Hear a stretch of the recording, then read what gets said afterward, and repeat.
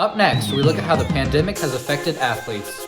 We also check out some clubs and organizations that have adapted to a new environment. More to come on this episode of Vanguard TV.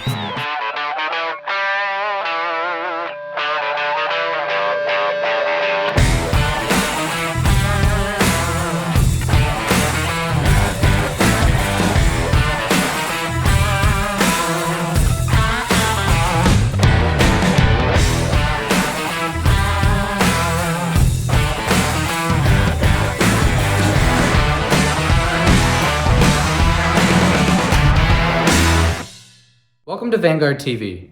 We thank you for joining us as this season is like no other we've ever experienced. I'm Nathan Lowenstein, bringing you news from on and off campus at Lebanon Trail High School. In our segment, Blazing Hot Topics, I got the opportunity to explore how the coronavirus impacts learning at LT.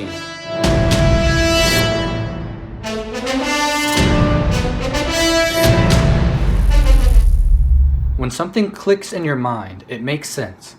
And this school year, like no other, assignments aren't the only things clicking as Lebanon Trail High School students log in to their classes. When this school year started out online, teachers varied with the amount of time they required students to stay on. I've found that with the smaller in-person classes that are just temporarily virtual, we can knock things out and move pretty quickly. I just want them to stay connected. We're not always working through something together, but sometimes they are in breakout rooms and I want to be available in case they have any questions. And then we usually set a time where we come together at the end. The rationale isn't just to hold them for the sake of them being there the whole time. It's just to accomplish what I want to get done for the day. Students and teachers agree that there are pros and cons when it comes to online school. A pro of asynchronous was for people who have tighter schedules, they could work around it better.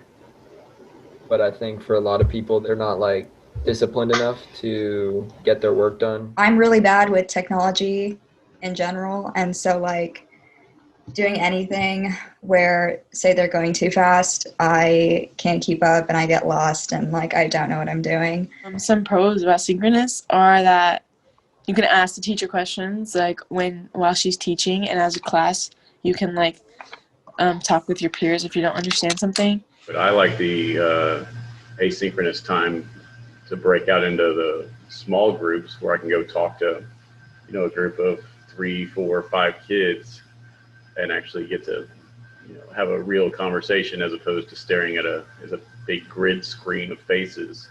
Synchronous time, the pro would be, everybody's together, so you're getting to know each other. You are seeing that other students have the same questions that you have. I think it helps with morale. At the end of 3 weeks, students had the option to return to face-to-face learning or to stay virtual. They had a variety of reasons for the choice that they made. I feel like I learn better virtually, so I'm happy with my choice, and I'd honestly prefer staying virtual. At points where it's difficult learning, I regret choosing online, but apparently it's the same like in school too because you're learning online as well, so I don't regret that much choosing virtual. Students who moved back to in-person school were affected by the change. Seeing faces in person again was nice. Also the interaction with the teacher is a lot easier. It's sort of hard because I'm in school for like 8 hours a day to actually manage my energy. My grades definitely got a lot worse because at home I can do my work a lot faster. I do enjoy being in person just because it's easier to talk to people. You can get more one-on-one with the teacher. It seems the consensus is how someone learns isn't as valuable as the quality of the learning. I'm Nathan Lowenstein for Vanguard TV. It was interesting to hear different perspectives about online and in-person learning. Now we visit the Chorale, a gathering place for students with common interests or goals. Leah Williams shows us how different clubs are coping with a new meeting format. Whether in person or online, students still have the opportunity to lead and serve as clubs and organizations go virtual. sponsor is okay with meeting face-to-face and making sure that they're ensuring social distancing the entire time in a safe environment where kids can be spread out. Everyone has masks on and we can clean those particular areas. They're allowed to meet face-to-face. After the club approval process has occurred, anyone can have Zoom meetings as long as their sponsor is present during those meetings. Some clubs have restrictions due to limited membership and or how they meet. The student council class does have a limit. The student council club does not. So they're a little bit different. On Zoom, you can only have a certain amount of people. Say 180 people join, but 160 people are active. Some clubs and organizations meet face-to-face, virtually, or even both ways at the same time. 21 of them are virtual, and then 5 of them are in person. And so we meet simultaneously. I have students in my classroom, and then I have the Zoom projected. It's one of those classes that's like a mix of virtual and face-to-face. Clubs and organizations have been forced to change the way they operate. It's definitely made my job harder because student council is a very collaborative kind of effort. And now that we're split virtually and in person, communication's a lot more difficult. But at the same time, being able to easily talk to each other through Zoom and have meetings that are more accessible to everyone and keep track of all notes and minutes virtually, it's also made it a bit easier. The pandemic has definitely made it a lot harder for many clubs, such as DECA, just because all the in-person events and competitions that we would normally do are going to have to be seen in a different way. So I want to say 55% of our kids are all virtual, right? So a huge chunk of our kids that I can't actually physically see. We have tried to be very, very conscientious about the application process. So that's them requiring to have met with me at some point to verbally talk about their club. And I can either see them via Zoom, or we have some kids that do come into my office and have those conversations. They found ways to make it work. We've had to learn to adapt all of our projects. For instance, we're not having a homecoming anymore, but we're still going to be having a court, which we have all moved virtually. And we're also creating more virtual service project ideas and different activities that are virtual for students to participate in. For competitions, even that's changing. For their role plays, they're going to have to record themselves and upload it into the database so the judges can judge from there. When joining a club or organization, be sure to stay safe and have fun. I'm Leah Williams for Vanguard TV. Thanks, Leah. In our segment, Stampede Sports, we highlight Lebanon Trail's sports teams in search of victory.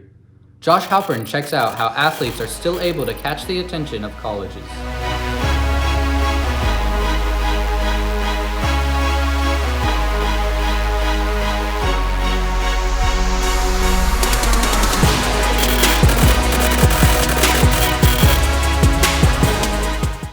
Student athletes have options when it comes to sharing their highlight reels.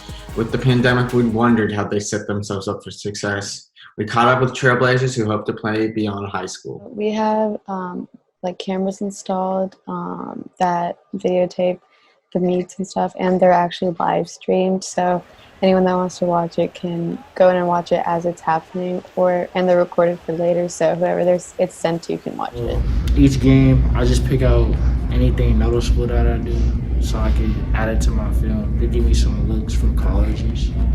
I've used some of the clips from my past 2 years. I'm a junior, so I have freshman and sophomore, but I also play club soccer. So I also put some of the club clips in there. So it helps out club just because I have an extra set of games to put out there. Recruiters rely heavily on student highlight reels. Whenever we talk to someone, that's the first thing the coach say. If you've got something on Huddle that you can send us so that we can look at it.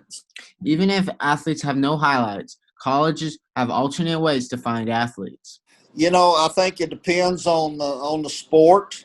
If they don't play, it kind of depends on what their history has been. You know, what kind of player were they in the past?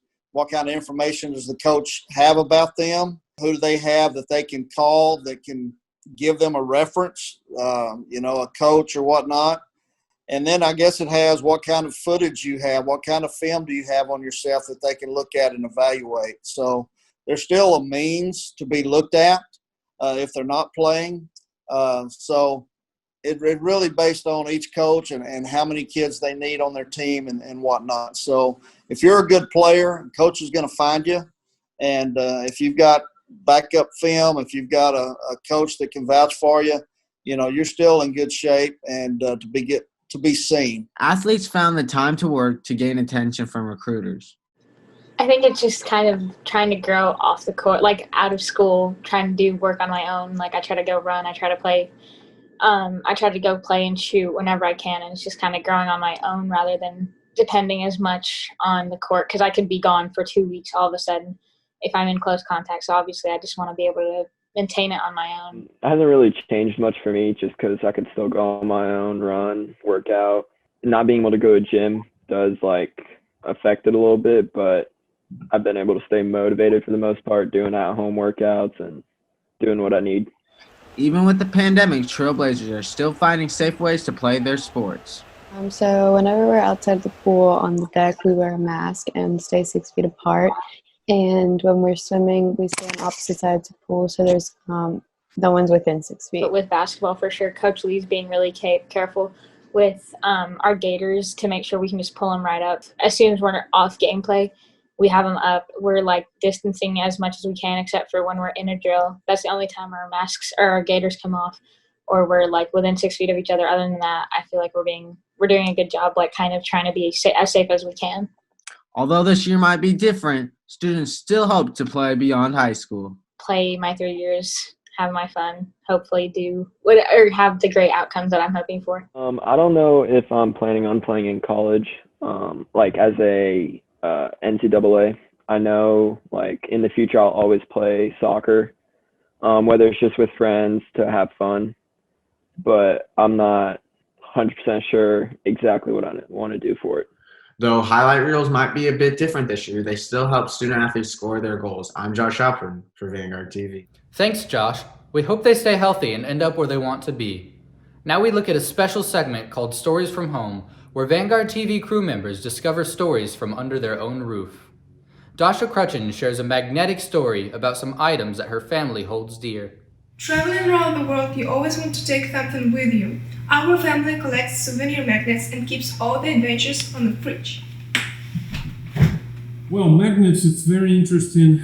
It's very simple, actually. It's not very expensive. Простое, они самокомпактные. Есть всегда места, куда их можно подцепить, куда их можно положить, и они всегда недорогие.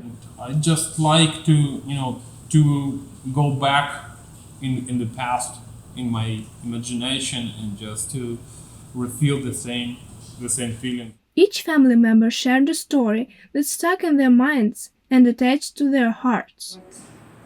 Вот этот магнитик — это история об одном из городов Украины, где мы были в исторических музеях с Дашей, с ее братом. Здесь в портрете нарисована хозяйка этих замков, замок в городе Мукачево. Я помню многие моменты из моей жизни, где мы катались на лыжах на этом курорте. For the Christmas, I guess, we had a very interesting game in our corporate, in our company. It's the Da Vinci Code quest. We had a quest outside on the streets of Kiev. We had, there was about 50 people, and we just split on different teams. Some of the magnets bring us to special places and remind us how nice and beautiful the world is. Moody Gardens, Galveston Island. Замечательные положительные эмоции у меня вызвали пингвины. Это магнит с гербом и флагом Украины, с той страны, с которой я родом, которая мне дорога и по которой я буду всегда скучать. Even small things can tell a story. I'm Dasha Crutchen for Vanguard TV. Thanks, Dasha. That's it for this episode of Vanguard TV. Join us next time to see how the pandemic has affected school nutrition and how COVID-19 cases are being tracked on Frisco ISD campuses. For Vanguard TV, I'm Nathan Lowenstein. Thanks for watching. Thank you.